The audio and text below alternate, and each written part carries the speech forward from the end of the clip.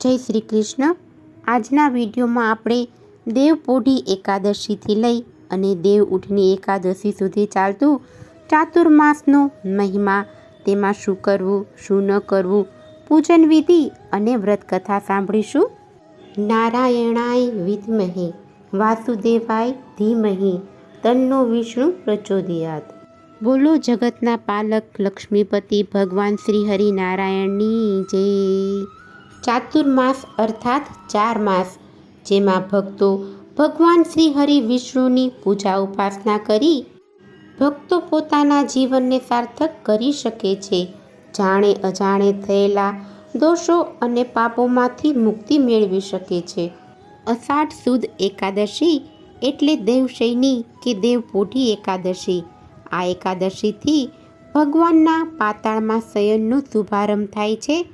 એટલે હિન્દુ શાસ્ત્ર અનુસાર ચાતુર્માસનો પ્રારંભ થાય છે અને શ્રીહરિના 4 માસના શયન પછી છેક કારતક સુદ એકાદશી એટલે કે દેવ ઉઠની એકાદશીના દિવસથી શ્રીહરિ જાગ્રત થાય છે. સજીવ માત્રની ઊંઘ 1 રાતની અને શ્રીહરિની ઊંઘ 4 માસની. આ ચાતુર્માસ દરમિયાન શ્રીહરિના ખેલને જાણો અને માણો. સૃષ્ટિના રચયિતા, પોષક અને સંહારક હરિ આટલા પ્રલંબ કાળ સુધી સૂવે ખરા? જો સૂવે તો તેનું પરિણામ શું આવે? સૂતેલા હરિ વિના પાંદડું હલે ખરું? સૃષ્ટિનું અસ્તિત્વ ટકે ખરું? શ્રીહરિ તો સદાય ચૈતન્ય સ્વરૂપ છે. શ્રીહરિ આ સૃષ્ટિ અને પ્રત્યેક જીવમાં ધબકે છે. આ ચાતુર્માસ દરમિયાન પુરાણોમાં વર્ણવ્યા અનુસાર અનેક ઉત્સવો, તહેવારો અને વ્રતો આવે છે. આ બધા ઉત્સવો ઉમંગથી ચાતુર્માસમાં ઉજવાય છે. આ સમય દરમિયાન સઘળી પ્રકૃતિમાં આશા, ઉત્સાહ, સ્વાભિમાનના ઉત્તાલ તરંગો સતત તરંગાવિત થતા જોવા મળે છે. આ સમય દરમિયાન અનેકવિધ જાગતિક ભેદોને મટાડી અસદ્વૃત્તિઓ પર વિજય પ્રાપ્ત કરવાનો સુઅવસર પ્રાપ્ત થાય છે. અષાઢ સુદ 11 એટલે દેવશયની એકાદશી. આ પવિત્ર દિવસને દેવશયન પર્વ પણ કહેવામાં આવે છે. આ પવિત્ર દિવસથી ચાતુર્માસનો પ્રારંભ થાય છે. આ ચાતુર્માસ દરમિયાન ભગવાન શ્રી હરિ વિષ્ણુ યોગ નિંદ્રામાં પોઢે છે અને આ સૃષ્ટિનું સંચાલન દેવોના દેવ ભગવાન મહાદેવ કરે છે. ચાતુર્માસ દરમિયાન અનેક વ્રત, ઉપવાસો અને તહેવારો પણ આવે છે. આ ચાતુર્માસ દરમિયાન ભક્તો અનેક પ્રકારના નિયમો અને બંધન રાખે છે. સમગ્ર ચાતુર્માસ દરમિયાન વધુને વધુ પ્રભુનું નામ સ્મરણ કરે છે. આ ચાતુર્માસનું મહાત્મય અનેક ધર્મોમાં જોવા મળે છે. જેમ કે જૈન ધર્મમાં તેઓ દેરાસરમાં જઈ મંત્ર જાપ, અનુષ્ઠાન વગેરે કરે છે. આ દિવસોમાં તેઓ સંપૂર્ણપણે વિચરણ બંધ કરી અને ઘરમાં જ રહી પ્રભુની આરાધના કરે છે. હિન્દુ ધર્મમાં પણ આ ચાતુર્માસનું મહાત્મય ઘણું જ છે. કહેવાય છે કે આ દિવસે શંખાસુર અસુર મૃત્યુ પામ્યો હતો. આ પવિત્ર દિવસે એકાદશીનું મહાત્મય સૌપ્રથમ બ્રહ્માજીએ નારદજીને કહ્યું હતું અને એ જ મહાત્મય ભગવાન શ્રી કૃષ્ણએ યુધિષ્ઠિર રાજાને કહી અને તેઓનું કલ્યાણ કર્યું હતું. આ ચાતુર્માસ અષાઢ સુદ 11થી કારતક સુદ 11 સુધી હોય છે. આ દિવસો દરમિયાન જગતપતિ ભગવાન શ્રી હરિ વિષ્ણુ ક્ષીરસાગરમાં નિવાસ કરે છે. કારતક માસની સુદ પક્ષની 11ના દિવસે ભગવાન યોગ નિંદ્રામાંથી ઉઠે છે અને વૈકુંઠમાં પધારે છે.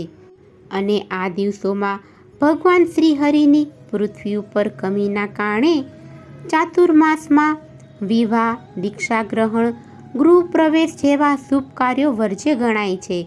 આ ચાતુર્માસનું મહાત્મય ભગવાન શ્રી કૃષ્ણએ યુધિષ્ઠિરને કહે છે કે મોક્ષની ઈચ્છા રાખનાર મનુષ્યએ શ્રી હરિને પ્રસન્ન કરવા માટે દેવશયન વ્રત કરવું અને ચાતુર્માસના નિયમો પાળવા તથા વ્રતના સંકલ્પો પણ કરવા. અષાઢ સુદ 11એ શ્રીહરિને પોઢાડવામાં આવે છે. અર્થાત જગતપતિ શ્રી હરિ વિષ્ણુ ચાતુર્માસ દરમિયાન ક્ષીરસાગરમાં જઈ અને બલિરાજા પાસે નિવાસ કરે છે. આ ક્ષીરસાગરમાં યોગ નિંદ્રા કરે છે. આ દિવસે શ્રીહરિને પંચામૃતથી સ્નાન કરાવી શ્વેત વસ્ત્રથી આચ્છાદિત કરી પલંગ શૈયા પર સુવડાવવામાં આવે છે. ધૂપ, દીપ, ચંદન, વસ્ત્ર, પ્રસાદ, પુષ્પ અર્પણ કરી તે દિવસે ઉપવાસ કરવાનું પણ ઘણું જ મહાત્મય છે. અને આ માટે બલિરાજાની કથા ખૂબ જ પ્રચલિત છે. ભગવાન શ્રી હરિ વિષ્ણુ વામન સ્વરૂપ ધારણ કરી બલિના યજ્ઞ કાર્યમાં પધાર્યા અને બલિ પાસે 3 ડગલા જમીન માંગી. ત્યારે વામનમાંથી વિરાટ સ્વરૂપ ધારણ કરી પ્રથમ ડગલામાં સંપૂર્ણ પૃથ્વીલોક, બીજા ડગલામાં તમામે તમામ લોક માપી લીધા. જ્યારે ત્રીજા ડગલા માટે જગ્યા ન બચી ત્યારે બલિના કહેવા મુજબ ત્રીજું ડગલું બલિરાજાના મસ્તક ઉપર મૂક્યું અને બલિરાજાને પાતાળ લોકના અધિપતિ બનાવી દીધા. બલિએ વરદાનમાં કાયમ માટે શ્રીહરિને પાતાળમાં રહેવાનું વચન માંગી લીધું. ત્યારે લક્ષ્મીજી તો મૂંઝાયા અને સૃષ્ટિની, સ્વર્ગની, વૈકુંઠની શોભા અને નિયમન માટે શ્રીહરિને બંધનમુક્ત હોવા જરૂરી હતા. માટે લક્ષ્મીજીએ બલિને ભાઈ બનાવી અને રાખડી બાંધી અને ભેટના સ્વરૂપમાં શ્રીહરિને બંધન મુક્ત કરાવ્યા.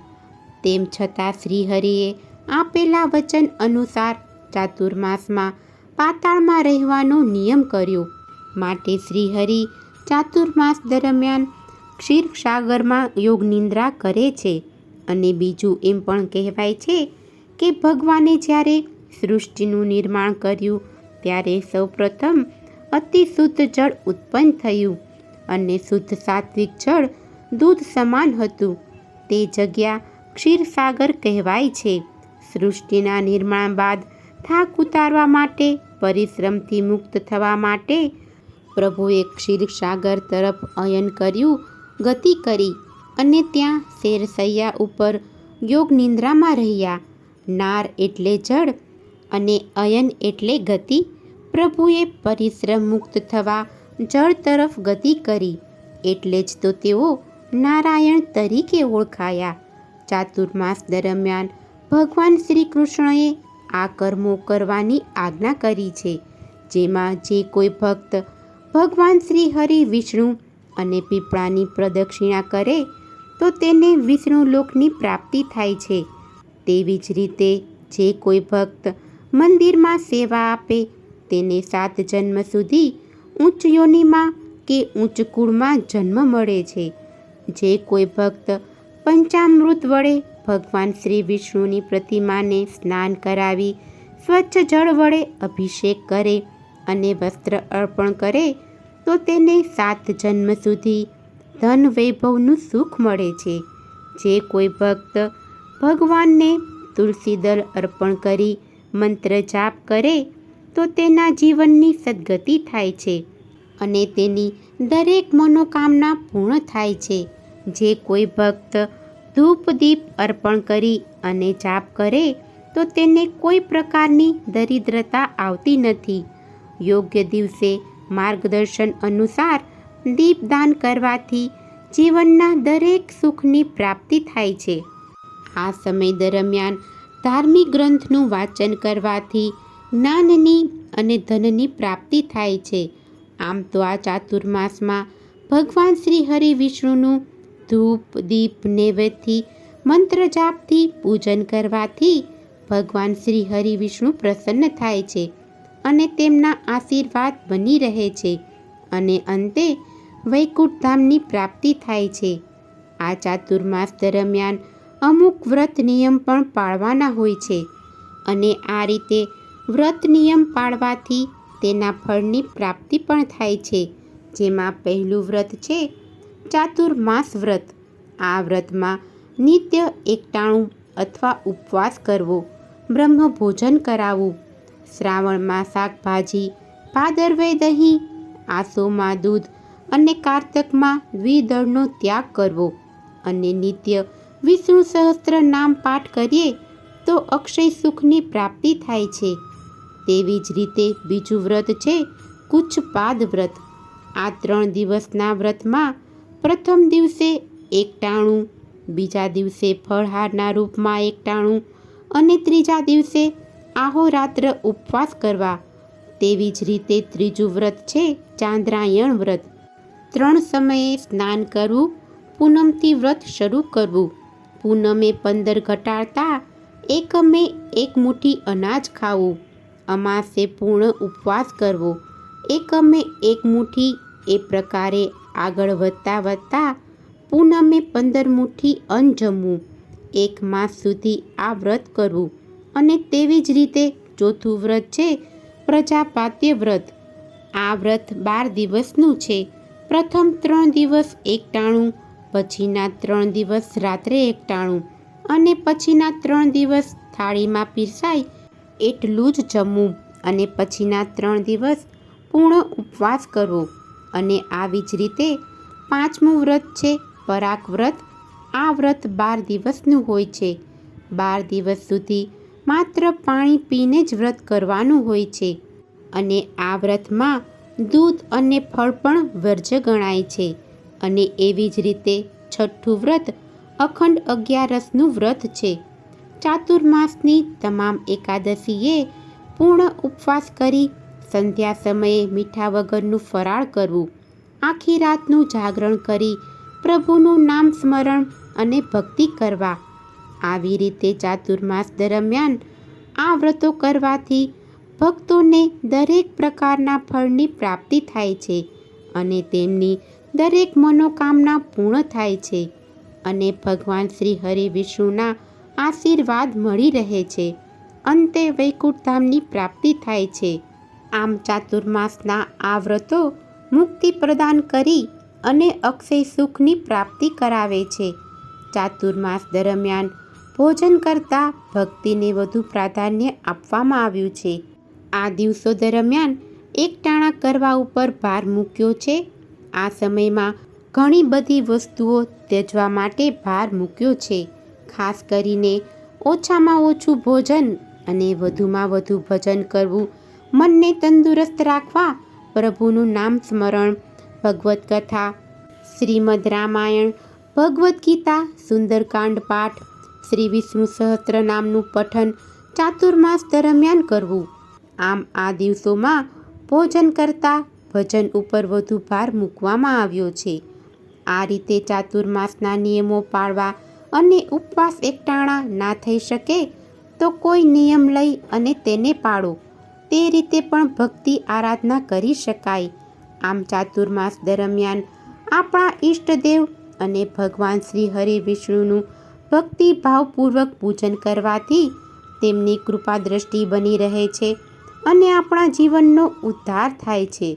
આમ જોઈએ તો આપણા ઋષિમુનિઓએ ચાતુર્માસના વ્રતોને પાળવાની દ્રષ્ટિએ અને આરોગ્ય પ્રાપ્તિની દ્રષ્ટિએ અદ્વિતીય માનેલ છે. જો આ સમયગાળા દરમિયાન સારી રીતે પાલન કરવામાં આવે તો આરોગ્ય પ્રાપ્તિની સાથોસાથ આધ્યાત્મિક શાંતિ પણ મળી રહે છે. ચાતુર્માસમાં વાત અને પિત્તનો પ્રકોપ વધુ રહે છે. તેથી શાકભાજીઓનો ત્યાગ કરવો કલ્યાણકારી હોય છે. આ દિવસો દરમિયાન આરોગ્યની દ્રષ્ટિએ હળવું ભોજન લેવું. વૈદ્યોના શારદી માતા પિતા ચ સુકુમાર અર્થાત ચિકિત્સકો માટે શરદ ઋતુ લાભકારી છે. તે માતાની જેમ વૈદ્ય લોકોની પરવરિશ કરે છે, જ્યારે વસંત ઋતુ પિતાની જેમ તેનું પાલન પોષણ કરે છે. આ બંને ઋતુઓમાં પ્રભાવ સ્વાસ્થ્ય પર પડે છે. આ ઋતુઓની સાથે તાવ અને કફ જેવા રોગોનો પ્રકોપ વધુ હોય છે. તે સઘળાથી બચવાનો ઉપાય ધાર્મિક વ્રતોનું પાલન કરી ખાનપાન ઉપર ધ્યાન કેન્દ્રિત કરવું અને ઈશ્વરીય ઉપાસના કરવી એ છે. આનાથી શારીરિક લાભ ઉપરાંત આધ્યાત્મિક લાભ પણ થાય છે. વર્ષા ઋતુમાં શાકભાજીઓ દૂષિત થઈ જાય છે.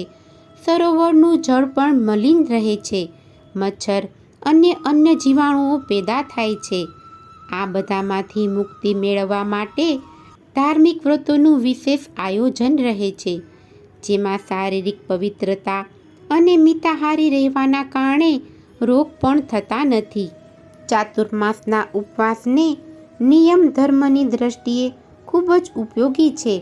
ઉપવાસ અને નિયમ ધર્મનું પાલન કરવાથી સ્વાસ્થ્ય સારું રહે છે. આત્મનિરીક્ષણ કરવાનો અવસર પ્રાપ્ત થાય છે. આમ આપણે ચાતુર્માસમાં આ 11 ઉપવ્રતોને અપનાવી અને જીવનને ધન્ય બનાવી શકાય. જેમ કે આત્મનિરીક્ષણ અર્થાત પ્રાપ્ત વિવેકના પ્રકાશમાં પોતાનો દોષ જોવો. બીજું, થયેલી હાનિ ફરી ન થાય તેવું વ્રત લઈ વિશ્વાસપૂર્વક પ્રાર્થના કરવી. ત્રીજું, વિચારોનો પ્રયોગ પોતાના પર, વિશ્વાસનો પ્રયોગ બીજા પર અને ન્યાયનો પ્રયોગ પોતાના ઘર તથા પ્રેમ અને ક્ષમાનો પ્રયોગ અન્ય પર કરવો. ચોથું, જીતેન્દ્રિયતા, સેવા, ભગવત ચિંતન તથા સત્ય દ્વારા પોતાનું નિર્માણ કરવું. પાંચમું, બીજાના કર્તવ્યને પોતાનો અધિકાર, બીજાના સૌંદર્યને પોતાનો ગુણ અને બીજાઓની દુર્બળતાને પોતાનું બળ સમજવું નહીં. છઠ્ઠું, પારિવારિક ભાવનાપૂર્વક પારસ્પરિક સંબંધોના સદ્ભાવના અને કર્મની ભિન્નતા હોવા છતાં સ્નેહની એકતા રાખવી.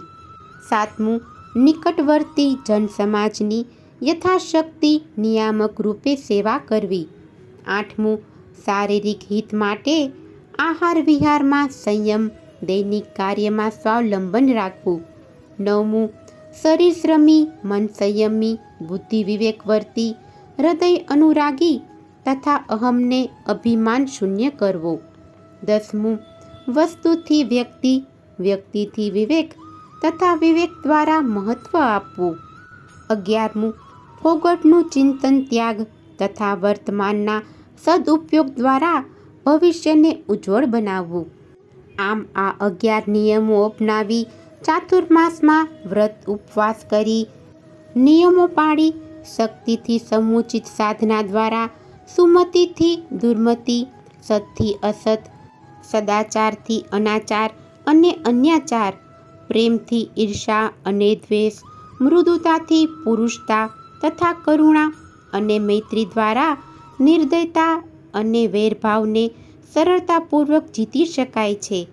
આ દરમિયાન સઘળી પ્રકૃતિમાં આશા, ઉત્સાહ, સ્વાભિમાનના ઉત્તાલ તરંગો સતત તરંગાવિતિત થતા જોવા મળે છે.